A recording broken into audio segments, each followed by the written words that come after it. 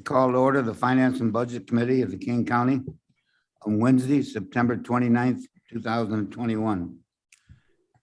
Have roll call, please. Leonard, Leonard here. Ford, Martin, Martin here. Sanchez. Sanchez here. Thank you. Sturgis, Burgess here. Tepe, Tepe here. Hurog, Shepro. Shepro here. Thank you. Berman, Berman here. you have a quorum. Thank you. The minutes from our July 28th meeting as well as our August 25th meeting. Do I have a motion to approve? Leonard moves. Leonard moves. Tepe seconds. Deputy second. Discussion. Roll call, please. Ford, Leonard, Leonard, yes. Martin, Yes. Sanchez, Sanchez, yes. Sturgis, Yes. Tepe, Tepe, yes. Berman. Berman, yes. Thank you. To the best of my knowledge, I have no public comments. Do we have any online? Moving on then, Treasurer Kilbourne. Monthly report. Good morning. Good morning. Thank you.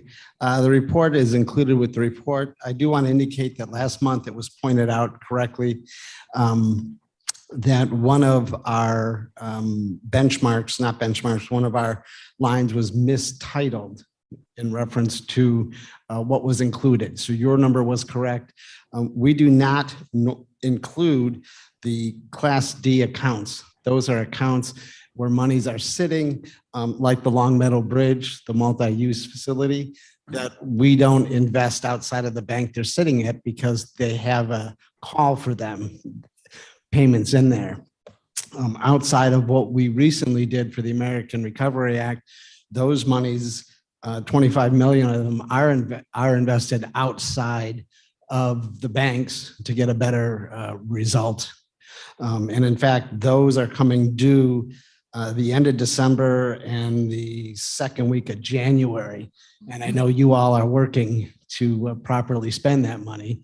And so those will be available again at the end of December or January. Take a look at the results.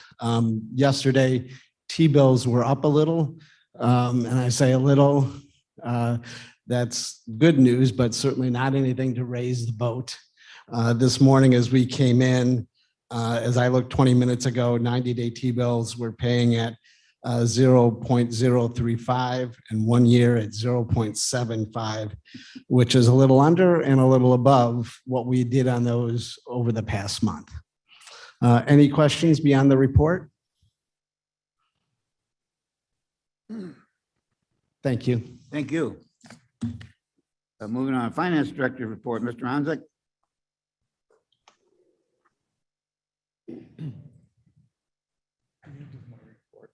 Thank you. Thank you. Good morning, everyone. Morning.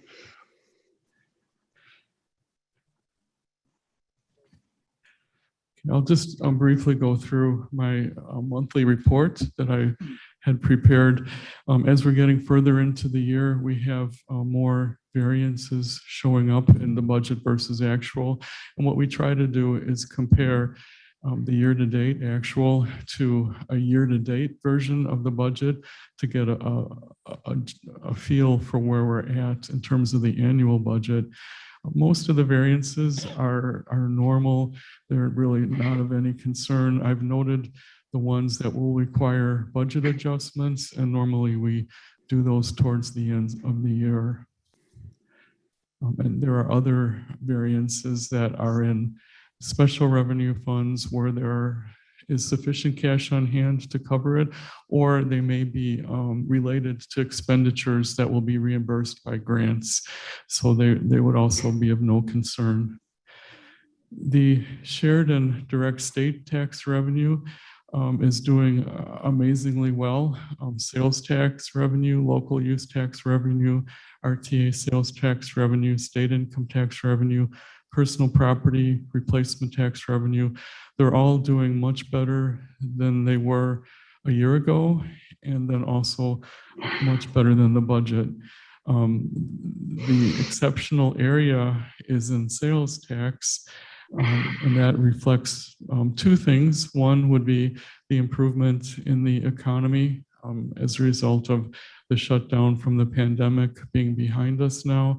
There's also some apparent benefit showing up in sales tax now that they had that level the playing field statute that had been passed, which requires internet sales to be charged based on the destination of the items being shipped. And so that has increased our sales tax revenue as a result. And also we're now beginning to see the results of the cannabis tax, sales tax included in that figure. So altogether, we're $3 million greater than budget and also than year to date last year. And just having mentioned the county cannabis tax, just a reminder, the increased rate of 3% for municipalities went into effect July 1st. So we'll start seeing the impact of that rate increase beginning with the October collection. Health insurance fund monitoring as of September 23rd. We were roughly $1.5 million ahead in terms of what we had collected from employees and from the contributions of the county as compared to the actual expenses. And there's usually a lag in expenses, and we catch up at the end of the year when we do the accrual, but it's definitely a good sign that we are ahead rather than behind at this point. American Rescue Plan funding status. This is just my version of it. I'm not speaking on behalf of the committee or anything, but just in terms of what is in the fund itself. Just a reminder, we were allocated $103 million. We received our first half of the $51.7 million in May, and we're expected to see the second half in about a year. See, I just want to make sure I'm not skipping over anything important. And as you probably remember, so far, almost 1.8 million was approved to be transferred to the mass vaccination fund. And then that $7.4 million was approved for revenue recoupment for fiscal year 2020. And that left a balance of about 42 million. There are resolutions in play that will allocate some of that funding that I believe are on the agenda this morning. The special reserve fund, we now have like three major components in that fund. The largest one is the reserve of savings from the COVID-19 payroll reimbursements. And we have at this point in time, $7.9 million remaining. We still have the $125,000 that's sitting in the special reserve for the JJC build out. And then we have the $320,000 that's been set aside this year to be applied towards the general election expenses next year. We have $737,000 left in the contingency account for this year. We started with $1 million even, so we have not used very much of it yet. And there's the original $50,000 there for adult prisoner room and board. Capital, we're 27% expended. In building management, about 48% expended in information technology, and the multi-use facility expenditures are about 72% expended. Just to give you an update on the 2013 bond refunding, assuming that interest rates remain at a reasonable level, we're still expecting to save at least $300,000 by refunding the 2013 bonds. And also will be on the same exact debt service schedule, so the payments will not extend any longer than they already were scheduled to extend. So our last payment would be December 15th, 2024, just as it would have been had we not refunded the bonds. I've been I'm very grateful for the assistance of the state's attorney's office and bond counsel and financial advisor. They've invested a significant amount of time into reviewing all the documents and helping to put all that together. What is the term? I just want to skip through here. I don't seem to have it in my notes here, but the preliminary term sheet on which all of the legal requirements were prepared and summarized for those who might be interested in purchasing the bonds, that they have been sent out. And so we're expecting responses. Let's see. Oh, I do have that by October 5th. And at that point, then we'll be able to determine who has the best offer, and hopefully it'll be worthwhile pursuing and closing the deal on. State quarterly receivables, we have a total of $2.5 million. The oldest receivable is 4 months old, and this is actually much better than it had been. So, which is a good thing because the state can sometimes fall further behind in its payments to us. There's $1.4 million outstanding from Illinois Department of Transportation and about $0.7 million in probation salary reimbursements. The cost of service study, the board approved of that on August 10th. In terms of the selection of MGT Consulting, they began their work on August 26th. So it's normally a 3-month process. We were hoping that they could complete it in 1 month, but it's not looking like it'll be done in time to incorporate those results into our budget. But certainly we can implement any user fee increases that may be recommended as a result of the study.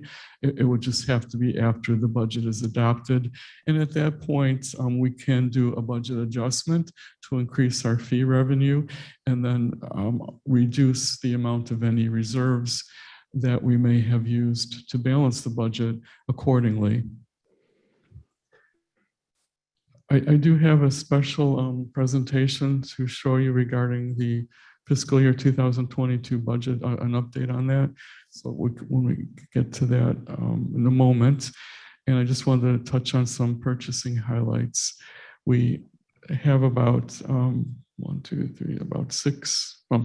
different bids and RFPs that began work on. There's others in process. Estimated bid savings for July was about $19,900 for the second courtroom build out and about $5,200 for the refuse removal contract. There were auction sales in August that brought in $27,000. So total savings for the month of August was $52,000. I can pause there if you have any questions regarding what I've shared so far.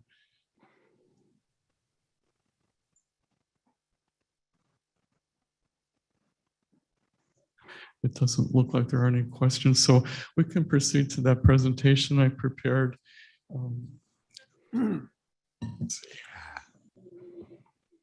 This is to give you an update, and it's more for your reference. I'm not necessarily going to go through everything on here, but this is the current status as of early this morning. So our gap between revenue and expenditures is $15,500,000.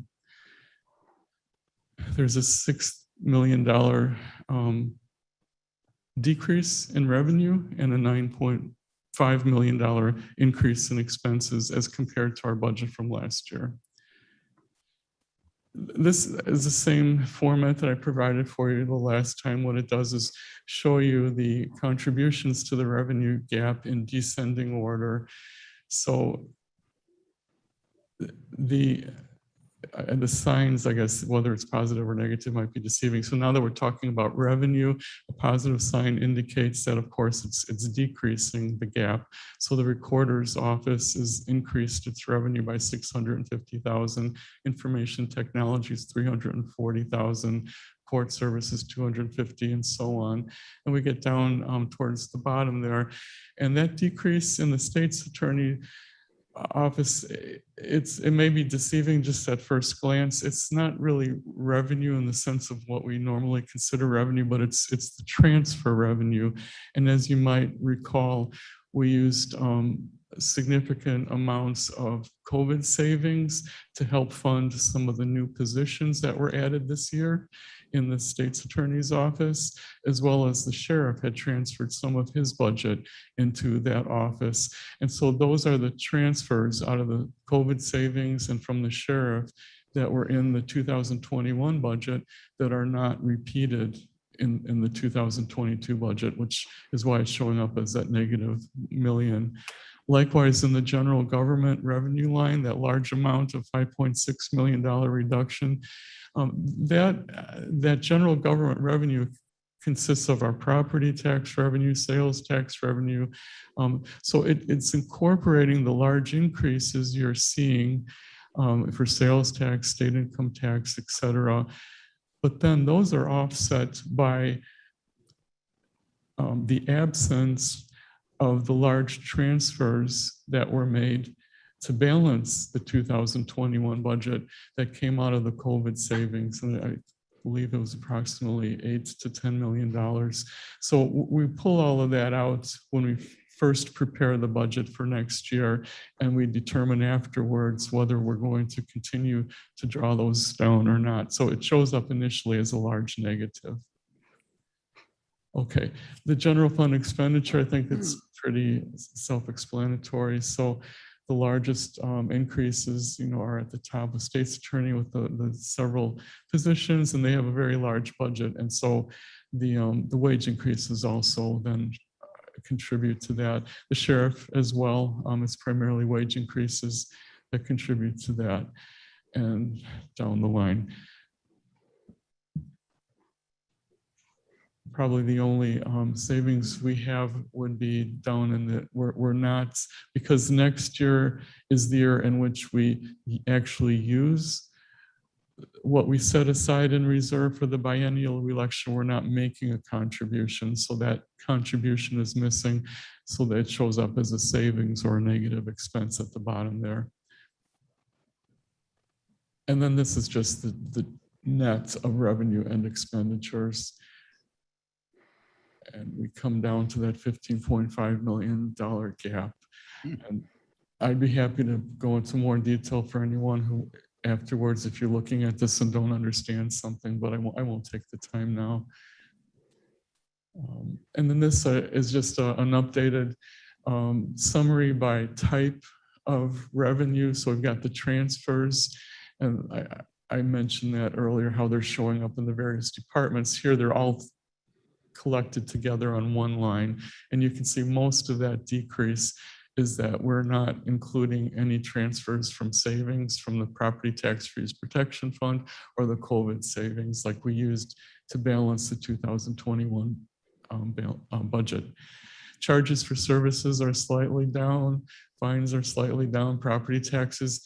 It's not that we're decreasing the tax itself, it's just that the general fund's share of the property tax revenue is reduced because we needed to shift more over to the FICA fund and the IMRF fund to cover those increases because property tax revenue is the only thing that funds those expenses.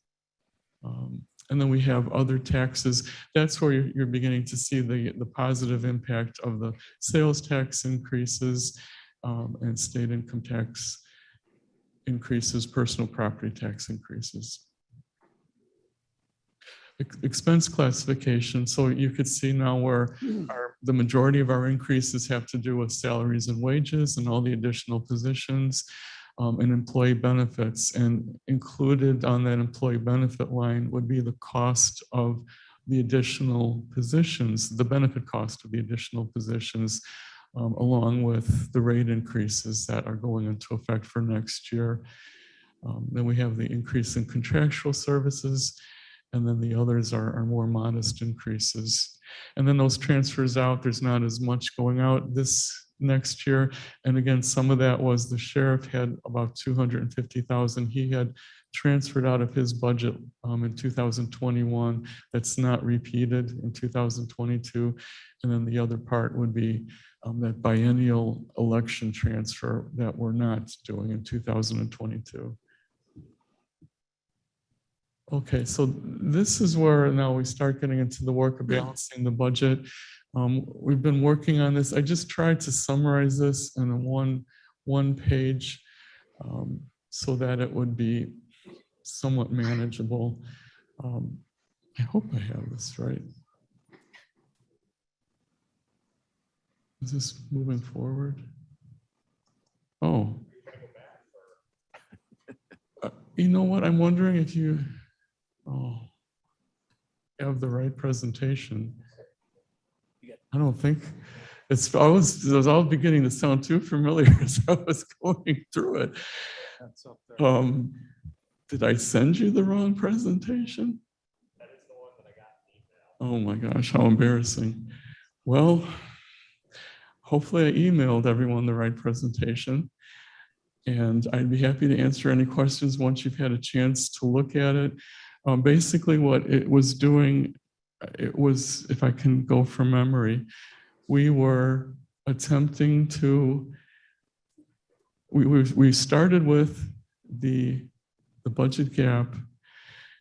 I added to it an estimate of 2% wage increases for the sheriff's area, because their collective bargaining agreements have not been settled yet, of course. And so they did not put anything into their budget for next year for increases other than step increases, which is what we told them to do. But because it's a 2% increase, which is the standard that we're using for everyone else, we thought it would be prudent to at least budget that much for him. So if I added that, and I think that brought the budget gap to $16 million roughly. From there, we are proposing that we increase the RTA sales tax allocation to the general fund from 10% to 15%, and at the same time increase the motor fuel tax from 4 cents to 6 cents a gallon, which is roughly a 2 cents per gallon increase, which would bring in some additional revenue to KDOT to help offset what they would lose in taking away some of 5% of the RTA sales tax. Mr. Onsick? Yes. I just emailed the presentation to Blair. Would that be helpful? Hopefully I emailed you the correct one. You did. It's Blair was I'm so sorry. I sent it to him. I've got it here. I was up the entire night, so I'm not. We forgive you. Sharpest. Don't be embarrassed. I was rushing to get it sent before I got here. Oh, but maybe Blair could check his email if that would be helpful. Okay, so that shift of RTA sales tax revenue then was an additional $1 million of revenue, which helped bring down the gap by $1 million, obviously. Then I proposed, oh, this looks good. Okay. Well, okay, so the budget gap's actually 15.3 million. And then all these other figures, I won't go through them again. They're all just been updated accordingly.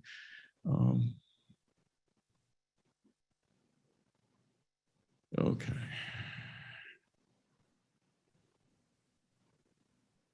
Oh, this is something you might find interesting. I won't go through all these lines, but what I tried to do, and which was taking quite a bit of time, is I wanted to itemize in more detail what were the changes in revenue. I mean, we had the broad categories, we had it by department, but what were some of the actual components that were changing? So I've tried to itemize them here for you so you can kind of skim down the list and get a sense of it. So you can see, the top of the list is we're not drawing down that $5.6 million from COVID savings that we used to make up for the estimated lost revenue.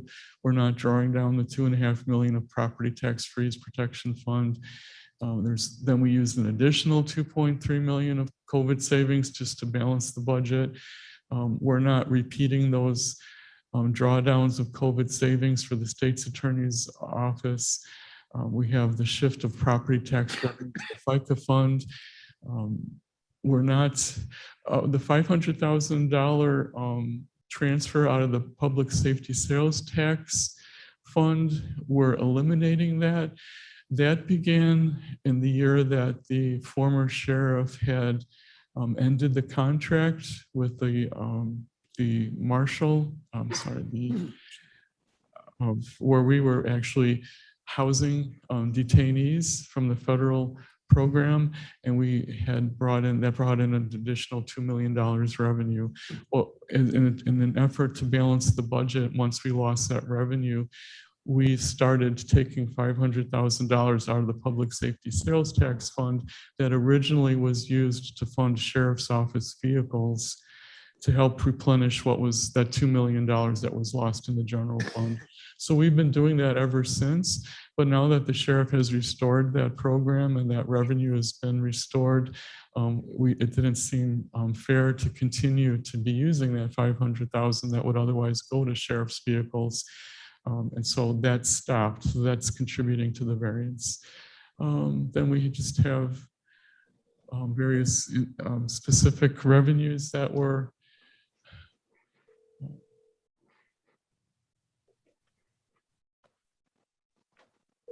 These are positive changes? well, they're positive in the sense that that is what contributed to the gap. So they're actually reductions, but I presented them in positive numbers because they're contributing to the gap which was presented in a positive number. So I apologize if that's confusing. So down at the bottom where you see the negatives, these are actually good numbers. These are increases in revenue. And so they're reducing the budget gap. Thank you. So there's a net increase, once you add these all up, of $5.9 million in the budget gap from last year to this year. Okay, and then I did the same thing with expenses. So I've itemized those for you so we could see where the largest amounts are, what are the categories, and then some of the more interesting areas. So I've tried to capture everything I could and have very little in a miscellaneous line so that you could see all of the major items that eventually add up to the $9.5 million increase in expenses. Okay, now this is the page I wanted to focus on where, and I apologize, it's so small, I didn't have enough time to expand it and put it on more than one slide. So hopefully you can see it on your computer. But we're starting with the $15.3 million revenue gap. And then this is where we're first then adding to it some estimated amounts to cover a 2% increase for the sheriff's area. So by doing that, we've got 2% built into practically everyone's area at a minimum, which brings the gap up to 16 million. Then from there, we have expenditure reductions. We're pretty much anticipating that we'll be able to save that $135,000 in interest expense this if this bond sale actually goes through. So far so good. And then we've identified so far about $2.1 million worth of new positions that we are proposing that be eliminated, and Madam Chair has been working behind the scenes with elected officials and department heads to help identify those. And they've been very cooperative in coming on board with the proposal. I don't have it detailed here though. And there's also those compensation adjustments, which we're proposing be postponed until the countywide compensation study is done, and then a decision can be made how to address the entire county's issues at once and how to fund them. And then we do have the use of reserves proposed. After having explained that we weren't including anything from the property tax freeze protection fund, this is now where we decide to go ahead and use $2 million of it. That is the entire balance, so we're using the entire balance. And then in the blue shaded area, these are the COVID related savings from the payroll reimbursements that are still remaining from last year. So I'm proposing that we use $1 million of it to help fund what we normally fund for capital every year out of the general fund. So we're suggesting that that comes out of the COVID savings. And then we have those state's attorney positions that were added in 2021 that were funded from COVID savings.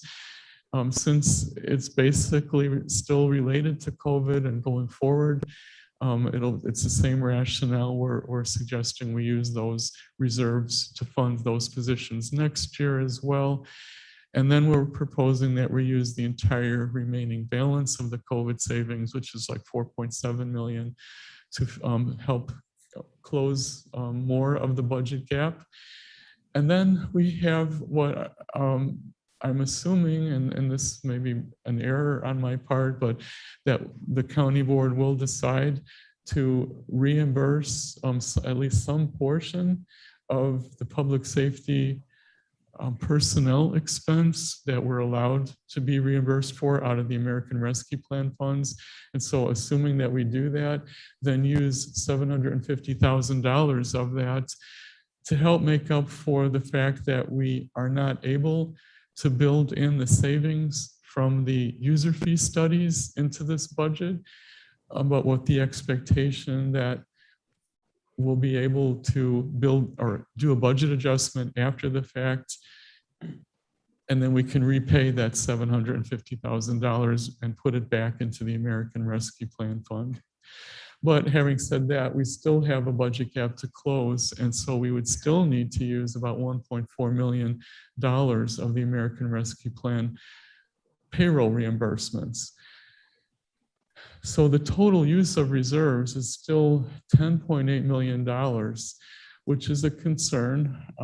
We normally don't like to balance our budgets with the reserve, but the idea is that we need to be committed to next year seeking to either replace the use of reserves with another revenue source, or we have to consider cuts or a combination of the two to bring us back into line where we're not dependent upon the use of reserves. But this proposal does use it for one more year, and then we have that reduction or that increase in revenue of $1,001,000, and that brings the gap down to zero. So that summarizes it. I have just a couple of more slides to show you in terms of, we're getting now down to the end of the line here. October 12th is when the county board needs to approve the budget to be placed on public display. So we need to have the decisions made whether or not to go with this proposal, and especially once you see more of the details, or if you have other ideas to implement. But we have to have this decided by, well, it's supposed to be October 12th, 2021. I apologize for that. October 25th is when it goes on public display. And I mean, it certainly can be changed afterwards, but in order to preserve, the integrity with the public, we try to make sure that the budget that we present to them and it's on display is the budget that's passed. So we want to do everything possible to make sure that there are no changes after that. And then November 9th is when the budget would be adopted. And then just for your sake, we've used this and have periodically updated it. It's just regarding property tax revenue. It's just to help give you a perspective of how much has been relieved from the property taxpayers, and also it's how much revenue has been foregone by the county as a result of the property tax freeze. So you can look at it both ways and should look at it both ways.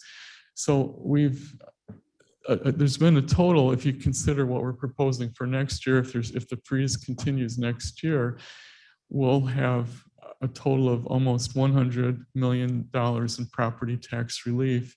And that's also how much revenue was foregone by the county. And I think, I can't quite see it. It looks like it's about $16 million worth of revenue. Had we been increasing the property tax according to the CPI limit every year all along the way, we would be looking at an additional $16 million in revenue for next year. And there wouldn't be a need for all of these efforts to cut and to find other sources and use reserves. So that just helps put it in perspective. Hopefully the property taxpayers appreciate seeing how much they've saved. And that's the end of my presentation. Leonard, yes. Thank you, Mr. Chairman. First of all, Mr. Onzig, I'd like to thank you for all the work you've done and all the people that have helped you to get to a balanced budget for this next year. A couple of points I'd like to make was the drawdown on the remaining balance of the property tax freeze protection fund. There was agreement with Madam Chair that should we, after audit of the 21 year, have a surplus, the first 2 million would be put back into this fund so that we would have a balance left for future years, which usually we do have a surplus, so I'm happy about that. Secondly, I wanted to thank State's Attorney, the Public Defender, the Sheriff's Office, Madam Chair agreeing not to add on an administrator. And also I'd like to specifically thank the Transportation Department for agreeing to give up $1 million of RTA sales tax money for us to balance the budget. With the 2 penny a gallon increase that we'll have in motor fuel tax, that will more than offset, hopefully, the loss of revenue they have there. So, you know, all of these other departments that have given up potential new hirings, a large percentage of those, that's really been key to balancing the budget. So I'd like to thank everyone for all their participation in this. And I'm thrilled to say that we're in a position where we can have a balanced budget for 22. So I thank you very much, Mr. Onzig, for all your work. Thank you, Mr. Sturgis. Joe, just a couple, just a couple of quick questions. On the departments, I noticed while the sheriff led the pack in increase, the coroner's office had 57% increase. And I must have missed why that is or need. Sure. Are we growing into the new facility out there and this is a one-time deal or? Well, I can't, speak for him obviously, but from, what I understand from my perspective, what I pick up on and what I've heard, one of the differences is we have far under budgeted autopsy expense. I mean, significantly. So he was trying to have the autopsy budget restored to what it should be, or in his view, what it should be. I think what happened was, and I do have an analysis of this, so I'm just trying to go from memory, and I can send this out to you because it's part of a proposal I actually have. And it looks like he has budgeting for autopsy expense roughly like $450,000, which is just in the actual expense for 2020 was around 450,000, but it has to do, it was an extraordinary year because the years before that, it was more in the 300,000s. So it was like a whole $100,000 more, probably because of COVID, although we don't know for sure, or I don't know for sure, but that's a logical explanation. But we don't necessarily know that that's going to continue into the future, but we should be prepared in case it does. So my proposal, which I hoped to have been more formalized, would be that we take that extra $100,000 and actually put it into a contingency account outside of the coroner's budget, so that it's there specifically for autopsy expense, should he need it, and we can do a budget adjustment to provide that to him. And the county board is obligated to pay for autopsy expense out of the general fund, whether there's budget or not. And so whether there's sufficient budget in there or not, he doesn't need to be concerned because we're by statute, we have to pay for it.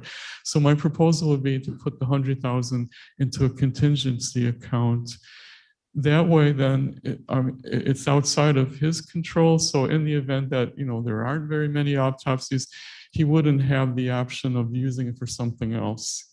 And this way, the county board can protect those dollars to make sure that they are only used for autopsy expense, should that expense be incurred. So I was going to be part of a resolution that would go along with it to outline that. And certainly it's the board's decision if they like that idea or not. Similarly, I had an idea to propose that all of these additional positions that have been requested for the budget, that the budget for those positions also be put into a contingency line item outside of the budgets for those specific offices. And then once those positions are filled, we could release those funds in I guess a pro rata way, so that they're only getting just enough to cover those filled positions. And then there's no temptation to use those funds for other things. And the board then would have more control over how the budget is used, because that's really the one thing that the board can control. I'm so glad you're on our team. Yeah. And just to avoid the rumor mill, Fantastic. I am not picking on the coroner. I just No. happened to notice the 57%. And I like Rob and his entire team. Another question I had on the sheriff's inmate, we keep saying that there's a $2 million loss in revenues. Is that revenue, was there an offset in expenses and that's the net number, or how does that? That's, I believe, the gross number. Okay. There was expenses that went along with it. But we did have a margin, a profit margin as well. So when we went through that exercise of reducing the sheriff's budget, we obviously reduced the revenue, and then we reduced the expense line items that went along with it that were associated with that revenue. But there was still an amount left that needed to be covered because of that profit margin. And that's where we came up with the $500,000. No, I think I was being specific to, Ron, help me out before you leave. We're no longer taking inmates from where? Federal. And we keep using like this $2 million magic number that's been reduced. Well, this is referring to the past, but maybe you. Yes. Address it. Yes. So that's a gross number, that 2 million. Got it. So you figure about $75 a day per inmate. We're housing about 60 at a time. So you can do that math real fast. I know Bill Leonard can probably do that math. Okay, got it. Thank you. On the RTA, I get confused between what's within our purview and what would need to go to referendum. So just so I'm understanding this, on the RTA raising of 2 cents, is that within our purview or does that need to go to referendum? It's within our. That's within our purview. Okay.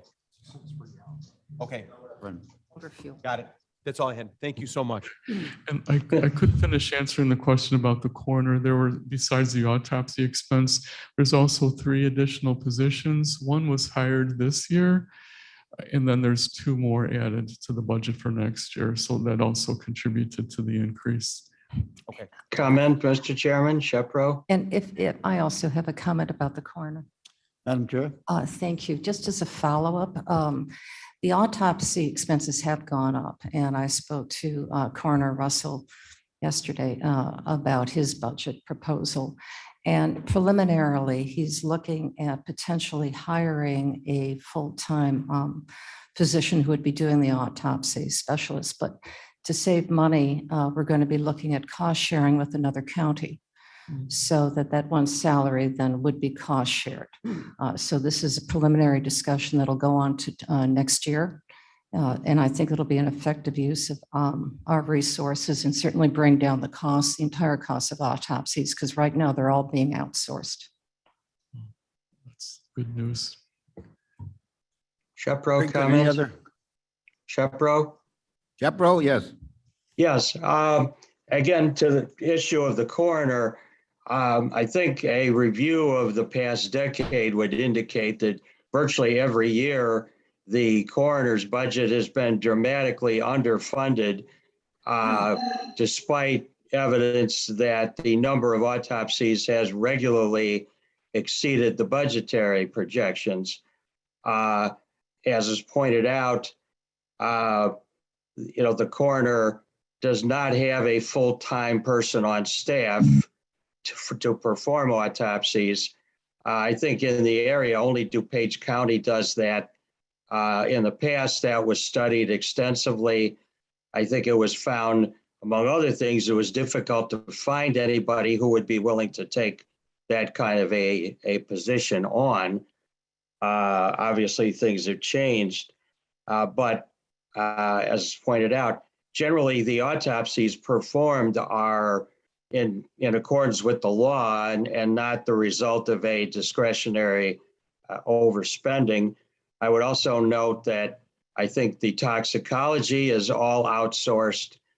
You might recall, I think in the last couple of weeks, there's been discussion with the sheriff's office about getting our own laboratory that would be able to do many of those. The savings on that would be enormous, I believe, Mr. Udzik. We also approved purchasing a machine that would do x-rays that would pay for itself, I think, within about 18 months, compared to having to wait and pay large fees to our local hospitals for that.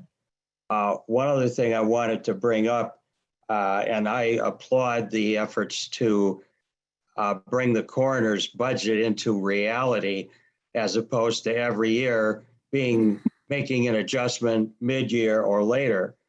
But there is a resolution that was adopted by this board in 2015 that is still on the books, which I believe ought to be part of this reform and should be repealed.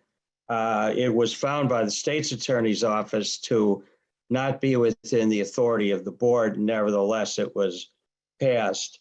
And what it says is that the coroner's office alone of all the offices, if at any point it is determined that they are projected to exceed their budget, the auditor is authorized and directed to withhold approval for payment of any contracts or invoices or other claims.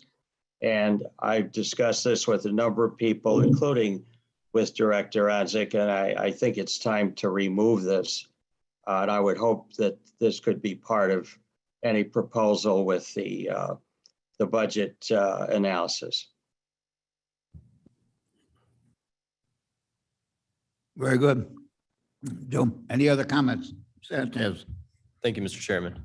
There's a lot that could be said about this, but first, Joe, thank you for doing the financial jujitsu that you do with us every year, getting this budget gap closed. In my time on the board, I've seen a lot of different moves that we've used to get to this point. So it's definitely a big learning experience. A couple things that I would like to point out. We are using a lot of reserves, as you mentioned. It's not an ideal situation. A lot of it coming from COVID payroll reimbursement savings, which as chairman of the American Rescue Plan Committee, I'm fully in support of this.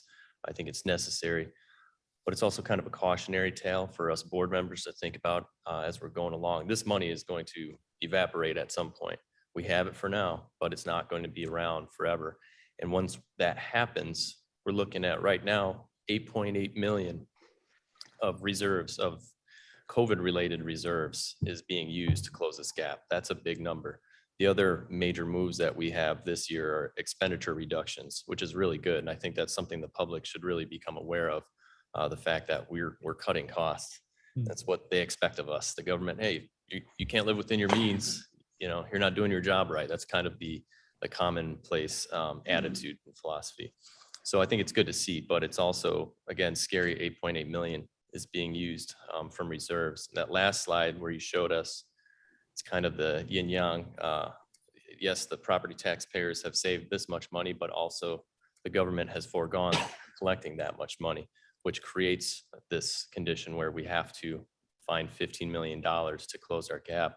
If we would have taken half of these years and done the increase that is allowable by law in enacted by most local governments, that $8.8 million that we use in reserves, that probably wouldn't have been an issue.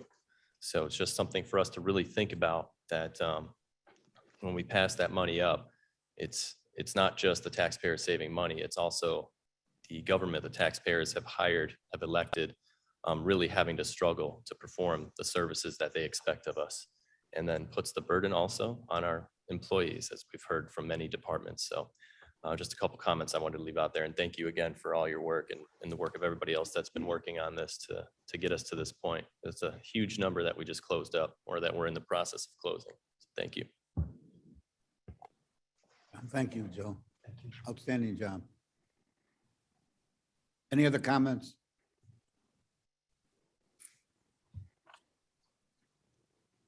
Very good. Thank you very much.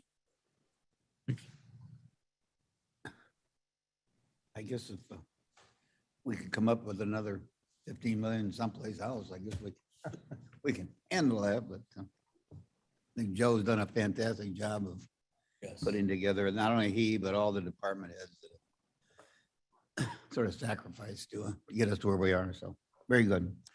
Our next item on the agenda is Ms. Wegman and the auditor's report. We have our report on file, and I can address any questions if there are any. Any questions or comments on the auditor's report? Very good, thank you. All right, now, under new business, number A, the resolution authorizing the fiscal year 21 budget adjustment for administrative expenses of the American Rescue Plan Act funds.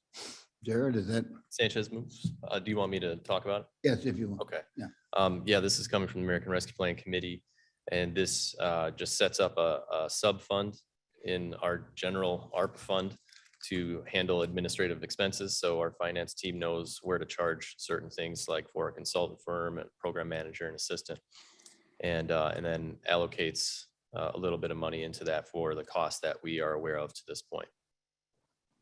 For the second. Is that a motion to approve then, and Yeah, a second? motion. Motion by Jared. Discussion for the.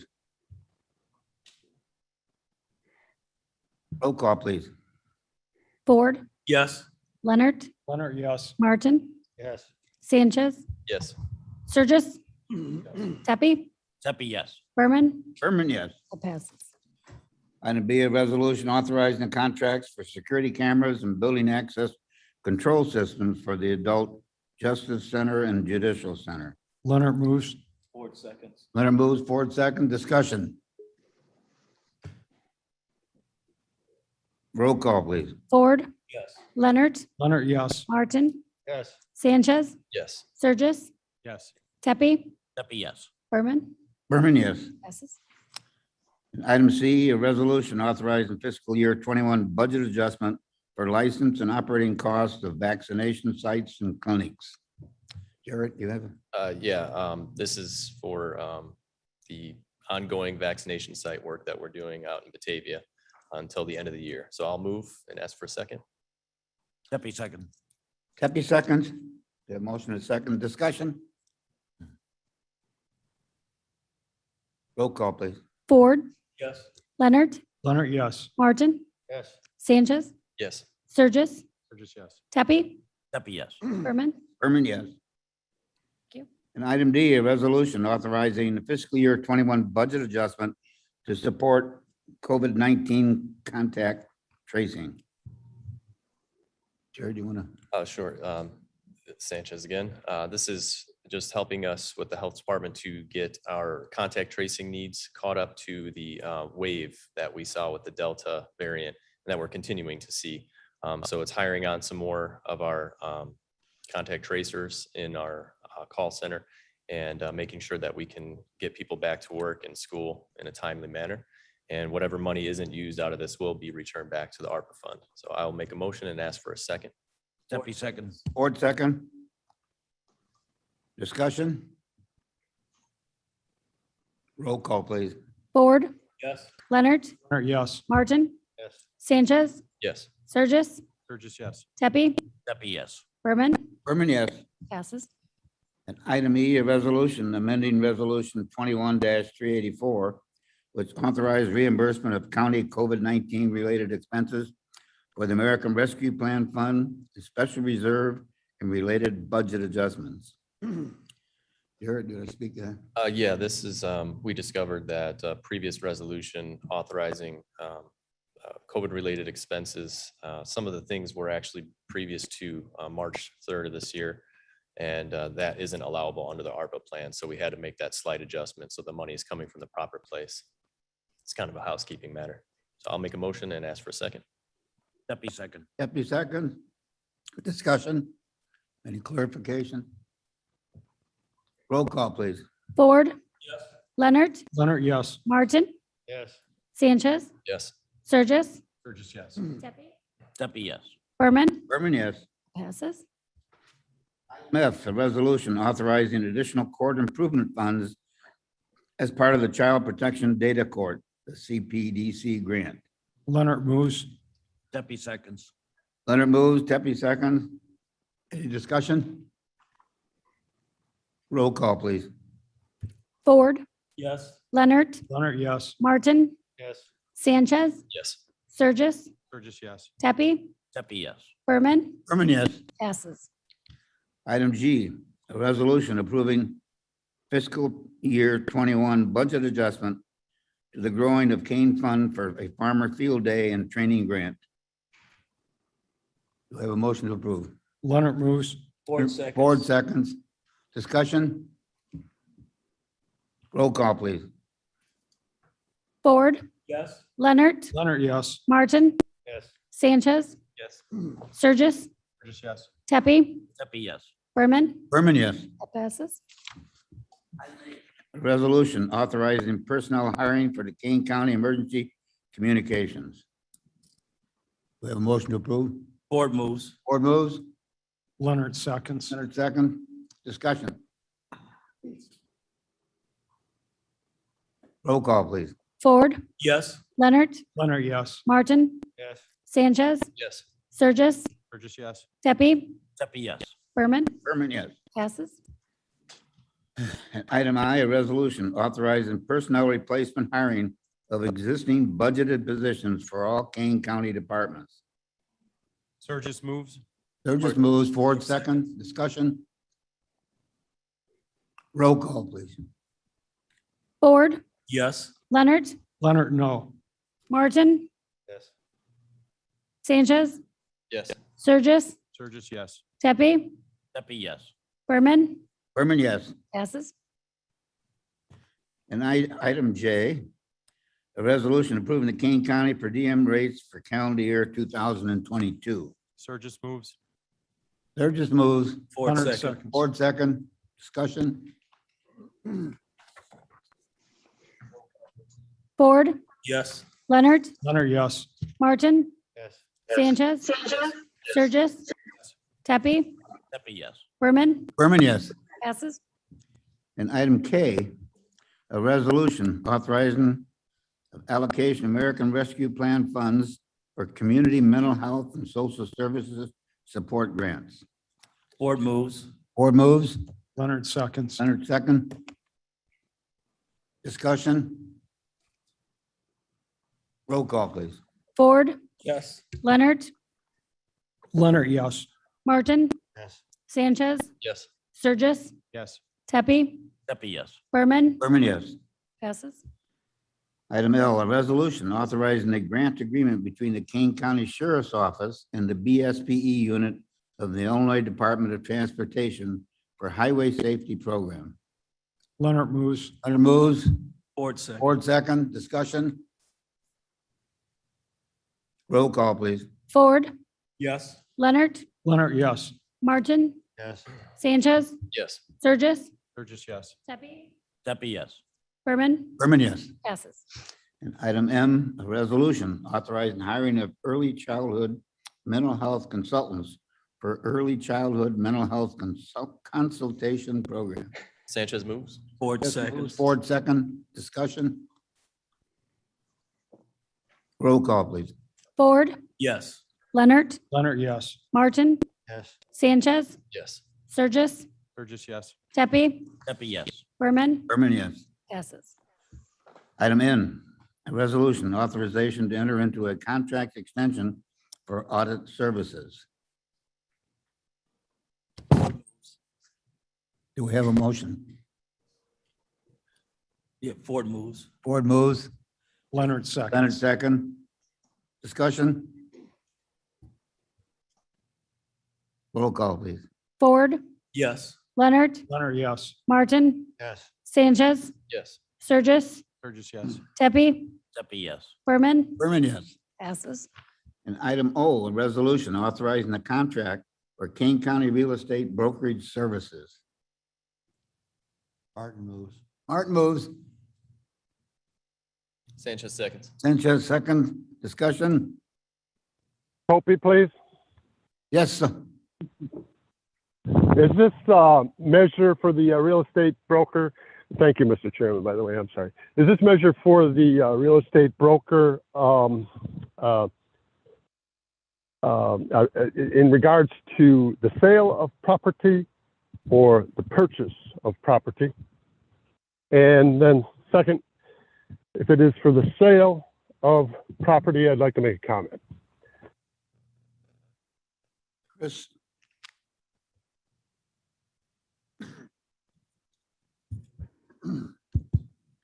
Yes, sir. To your question, this brokerage firm that we're putting on will be at no cost to us unless we use it, and we're just getting it laid in place like I have other contracts, should the county deem to sell or wish to purchase property, which would all require further discussion starting in admin.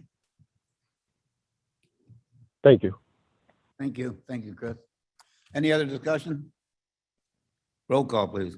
Ford, Yes. Leonard, Leonard, yes. Martin, Yes. Sanchez, Yes. Surges, Burgess, yes. Tepe, Tepe, yes. Berman, Berman, yes. passes. Item P, a resolution authorizing contract extension for Mill Creek SSA snow plowing services. Ford moves. Leonard seconds. Ford move, Leonard second. Discussion? Roll call, please. Ford, Yes. Leonard, Leonard, yes. Martin, Yes. Sanchez, Yes. Surges, Yes. Tepe, Tepe, yes. Berman, Berman, yes. passes.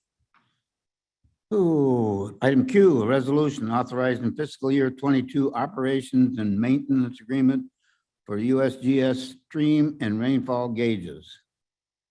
Sanchez moves. That just moves. Tepe, second. Happy seconds. Discussion? Roll call, please.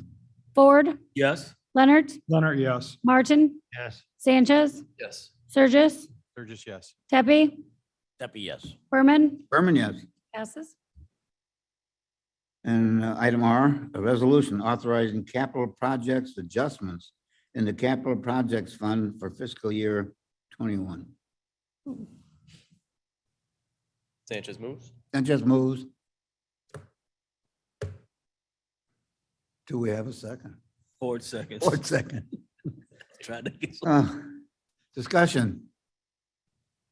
Roll call, please. Ford, Yes. Leonard, Leonard, yes. Martin, Yes. Sanchez, Yes. Surges, Burgess, yes. Tepe, Tepe, yes. Berman, Berman, yes. passes.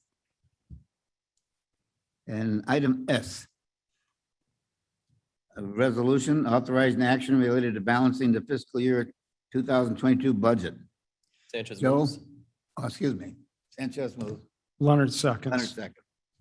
Okay, I had thought that we might need something like this on the agenda, but I actually don't have a resolution drafted, so it may be unnecessary. So I'm not sure how you handle that, but we don't need to vote on this. Burgess, motion to table. Ford seconds. Oh, wait. Withdraw the motions. Mr. Chairman, could we have a consensus to approve it? Yes. Oh, point of order, Mr. Chairman. Yes. Whatever resolution you can't. Yeah, if there is no resolution, I don't think there's anything to be moved, seconded, tabled, or consensus.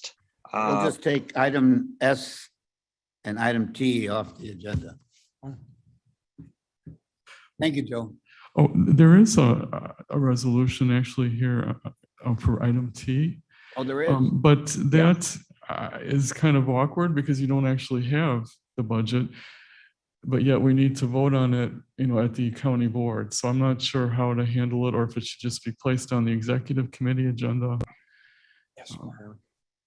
I would suggest you place it on the place it on the executive committee agenda by Mr. Martin is consensus. speaking. We had a detailed discussion of what is going to appear today. If we could operate on a consensus today, I would find it appropriate to have it appear at the executive committee's meeting as fully prepared. Thank you, Mr. Chairman. Yes, I would agree with Mr. Martin. We did discuss this fully. Mr. Ansick gave a presentation. I think we can have a consensus on moving this discussion forward with the resolution to the executive committee. Mr. Shepro, is that all right? Yes, I would agree with Mr. Martin's comments. This is Chairman Pirog, could we please note that this was part of the discussion that was presented by Mr. Onzick as per his discussion in the minutes? So we have reference to that since we don't have the actual detailing. Sanchez here. I'd like to request unanimous consent to move this forward to executive. Do we have? I think we have unanimous consent. Thank you. So we don't really need to take any action then on, other than that. On S, yeah. And we can't do T, so. Can't do D. Okay, thank you, Joe. Oh, yeah. And I'm sorry, and if this is not the appropriate time, but related to this issue, I would be good if I could have consent from the committee to go ahead and incorporate all of these changes that we've been talking about and I presented and have yet to be determined into the budget. Because sometimes, especially when we're dealing with elected officials, they like to know that the committee actually approved of what changes I'm making to the budgets that they submitted. And I just need to make sure that I'm not just doing it on my own accord. Mr. Martin. If it clarifies things for Mr. Ansick, my intent was that we incorporate all the changes that he made and that they go into the ordinance, and I would feel comfortable that our concurrence or consent offered him those instructions. Mr. Leonard. Mr. Chairman, I would agree with Mr. Martin. I think we also need to agree to any potential proposal changes or additions or amendments to your discussion as part of the consensus from this group. Madam Chair. Thank you, Mr. Leonard, for that. The budget is still fluid. There's still going to be additional changes made to it. So we need to make sure that we empower Mr. Onsick to make those appropriate changes that are agreed upon by the department heads as well as the other elected officials. Very good. I see no, Mr. Tepe.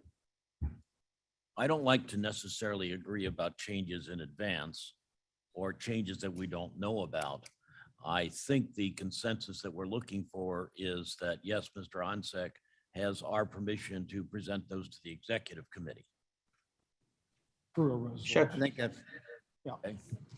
Comment, Shepro? Shepro. Yeah, I would agree with Mr. Tepe. I would interpret Mr. Martin's suggestions and Mr. Sanchez's unanimous consent as effectively authorizing the finance director to move forward and to incorporate such additional changes as were appropriate before it gets to the executive committee. So I think that would cover everything. I see nothing negative against that, so I would say that that is our feeling of the committee. Okay, thank you. So Joe has a consensus. Pardon? Joe has a consensus. It is a consensus. Thank you very much. Definitely, and sometimes we don't say exactly what we want to. Now, how many angels did we determine can dance on the head of a pin? How many angels did we determine can dance on the head of a pin? We're appointing a special committee to investigate that. How many would you like, sir? All right. Moving along. Item U, a resolution approving a contract for water management plan for the Adult Justice Center and Juvenile Justice Center. And Jody was going to speak on that. Do we need a motion and Yes, we need him. I suppose we need. board moves then? Martin seconds. Okay. Ford moves, Martin second.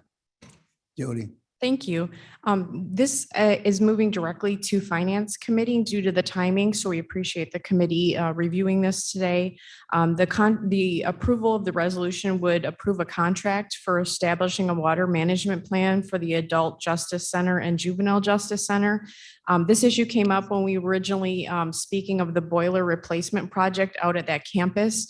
We were tasked with looking at the water quality out there, specifically hardness and the iron issues. And as we were evaluating the site, we identified the need for a water management plan at both of these facilities due to the complex nature of the plumbing out there. So we'd like to get started with this project as soon as possible and appreciate you moving this forward to Exec Committee. Any discussion? Thank you, Jody. Roll call, please. Ford, Yes. Leonard, Leonard, yes. Martin, Yes. Sanchez, Yes. Sturgis, Sturgis, yes. Tepe, Pepe, yes. Berman, Berman, yes. passes. Item V, a resolution approving August 2021 claims paid. Leonard moves. Leonard moves, Sanchez seconds. Sanchez second. Discussion? Roll call, please. Ford, Yes. Leonard, Leonard, yes. Martin, Yes. Sanchez, Yes. Sturgis, Sturgis, yes. Tepe, Pepe, yes. Berman. Berman, yes. Thank you. Now, item W is a discussion item, and it's a review of our P card policy. Joe? Mr. Honsek? Oh, yes, we were asked to place this on the agenda as a discussion item. So we have not really actually begun work on this project, but so this is really like the starting point. And so what I wanted to do, at least then, would be to provide you with the current financial policy regarding P cards. So that's included in the agenda.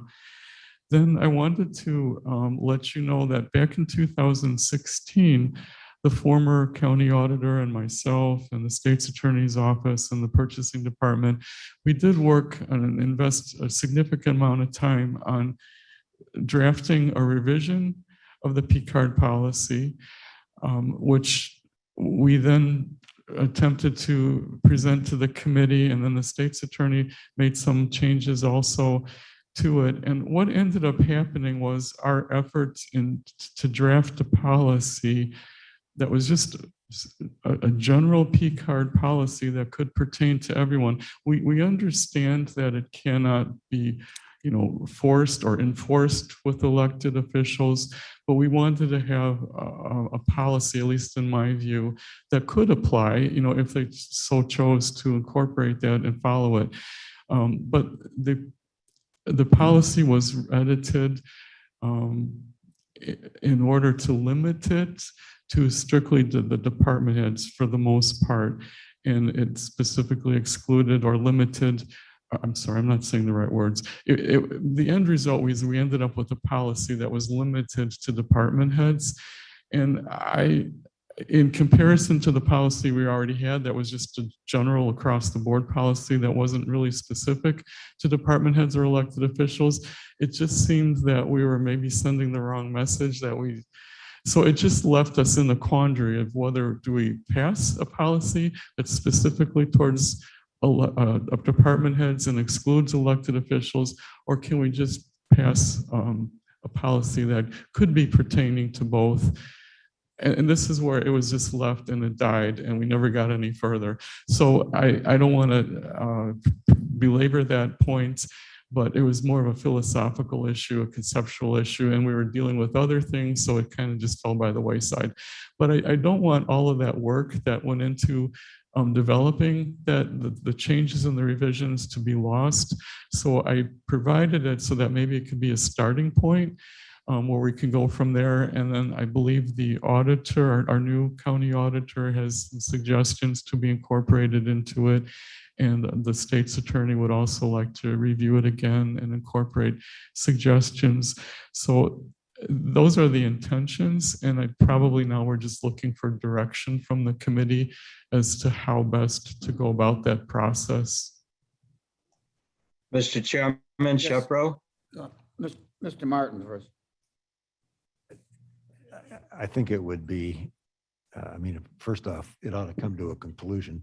Can't hear you. I say, first off, it ought to come to a conclusion, the effort having been made. And secondly, without any intention of ever stepping on anybody's toes, I think having a consistent policy across the board would certainly enable this body to more properly administer the propriety of people's expenditures, and it would help the auditor. And so I think having the elected officials included in this would be a plus. And I guess I'd have to wonder, I'd have to understand why an otherwise acceptable policy wouldn't be included as part of somebody's standard operating procedure. So I agree with you wholeheartedly. I Shepro? think that looking at the proposed policy is certainly showing some improvements over and clarification of different things that were not included in the past. So I think it certainly is something we need to move forward on. Shepro, Mr. Chairman? Shepro, please. To the point that was just made,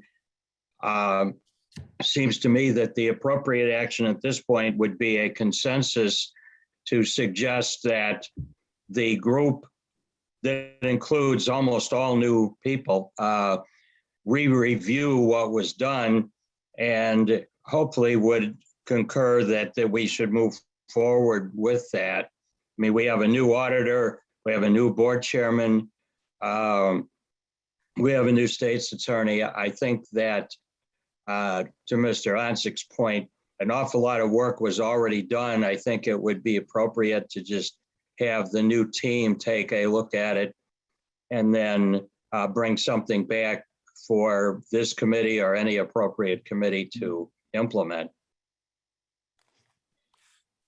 I think that the state's attorney, Madam Chair. I would agree with that, with what Mr. Shepro just said, but also going forward, I think it's important that we get, once we have a concept in plan, that we bring together all elected officials, countywide elected officials for their own review and to have them take it back so that there is a buy-in consensus from all parties involved. I agree that it should be one policy for the entire county, all employees within the county. I respect internal control, but with that going forward, if we're all in agreement on the basis of what a procurement card can or cannot be used, I think that would make good policy for all of us. And going back to Mr. Shepro's point, we have individuals who've served the county for a number of years. We have new fresh faces as well who are looking at things with clean eyes, with no past history. So I think between the two of that team will be able to effectively develop a very solid and respected procurement policy. Do we need to come up with a committee to do this? Or I think what we need to come up with is a definite date as to when it should be completed. I would suggest by the end of this fiscal year. Shepro, Yes, comment and Sergis. question? Surges.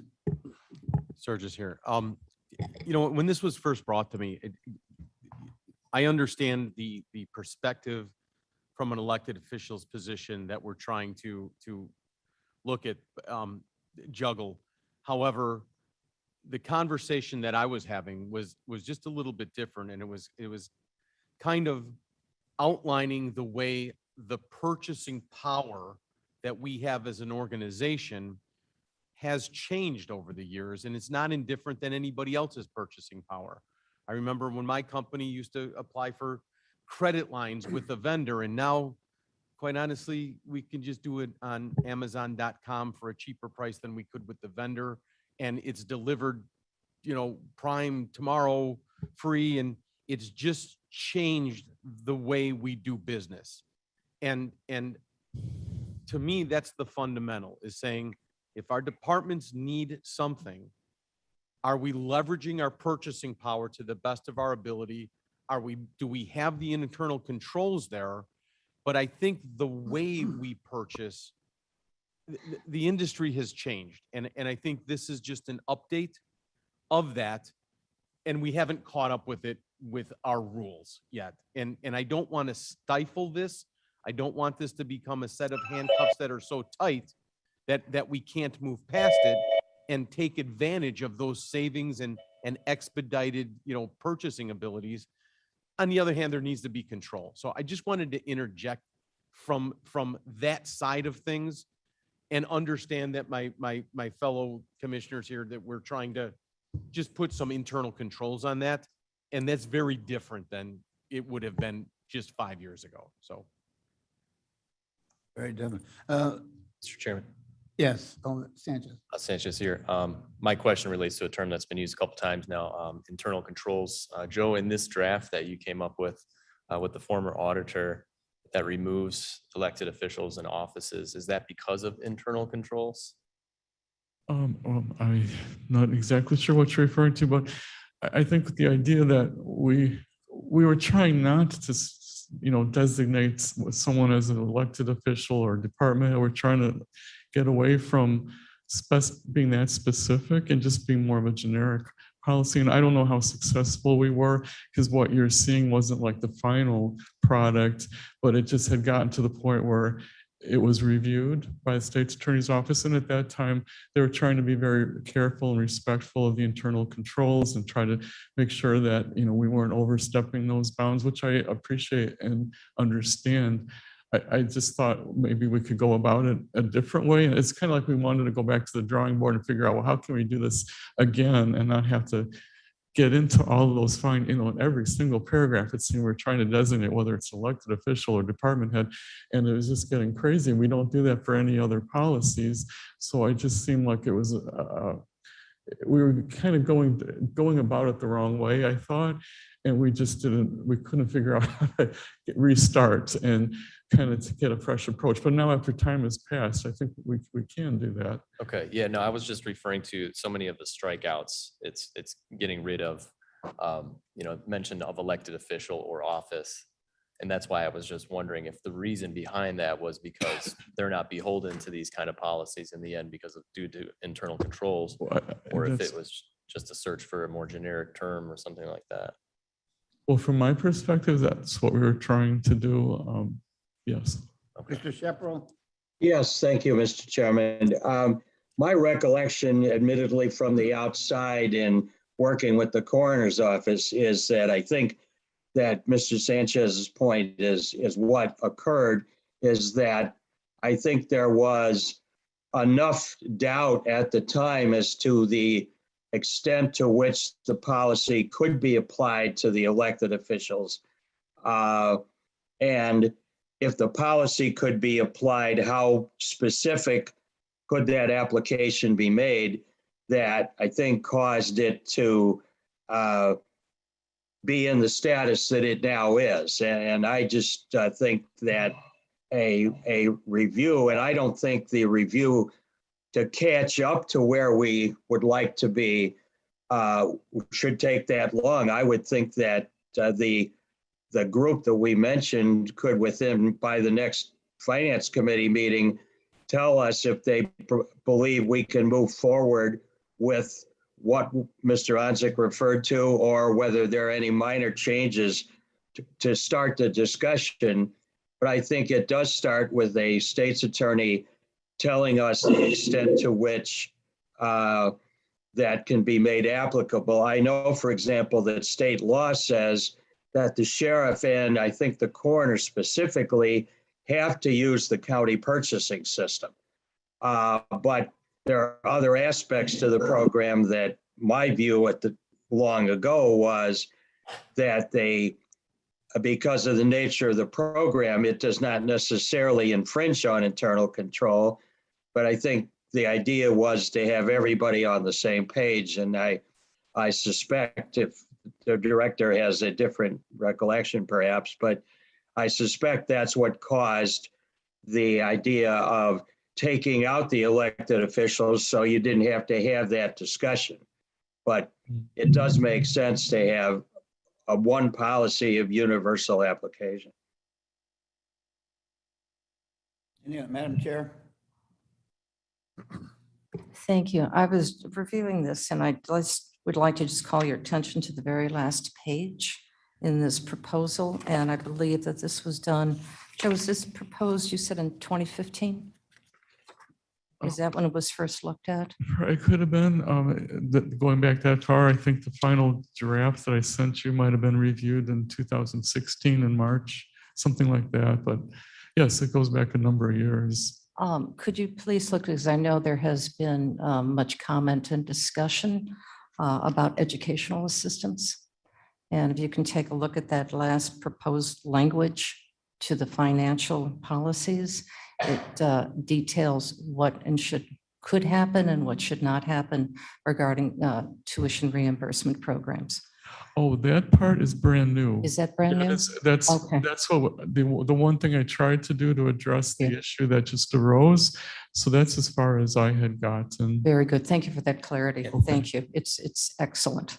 Thank you. Thank you. Wasn't noted as being. I agree with Mr. Sturgis's point that we certainly need to have control, but we have to look at it in respect to today's world. I'm sorry, Mr. Martin. I'd just like to make a suggestion. If the concern had historically been whether or not we can commit elected officials to a countywide policy, let's just adopt a countywide policy, which is negotiated and includes the elected officials, and let them separately sign on and adopt the policy. And then we all know that we're on the same place and we don't have to deal with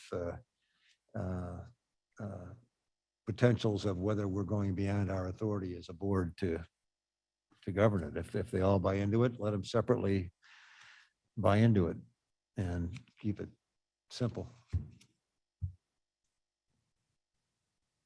Just a thought. Any other comments, discussion? So just a review a to-do list. We will meet and we will have the state's attorney and review this policy, make recommendations to go forward, of course, with Mr. Onsick and Ms. Wegman's authorization and input, I hope. And then we will meet to discuss, send that proposal at a meeting with our other countywide elected officials to get full buy-in on the proposal and make any adapted changes, and then go through the review process again, and then bring that to a meeting in December. That sounds Put good. it on the fast track. Mr. Onsick, Is that all right? You can move that. Are you asking me? Well, I mean, I'm a little bit nervous about the timeframe only because there's so much going on, but I think we've made enough progress and there's enough thought already been put into it that it's probably not going to take that much time of my own. Sure, So I think it'll be fine. And due to the discussion that was brought up by the auditor regarding appropriate use of the P card, I think this is a critical value for us to move forward so that we are all on the same page beginning in the new budgeted year, the new fiscal year.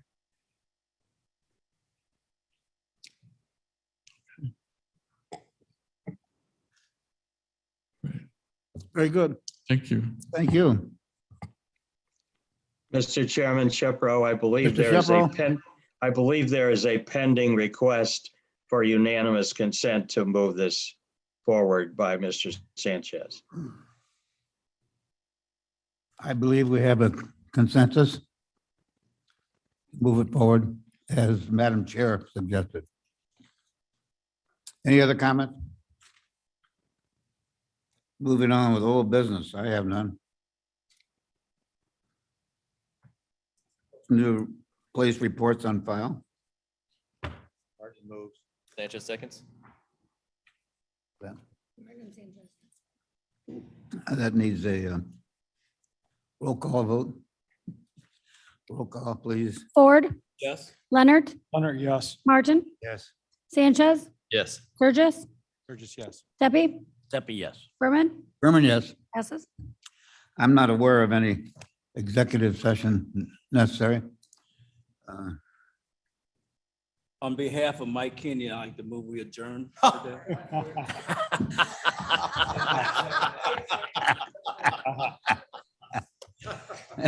Yeah. Do we have a second? Sanchez said. All those in favor say aye. Aye. Aye. Oh, we're out of here.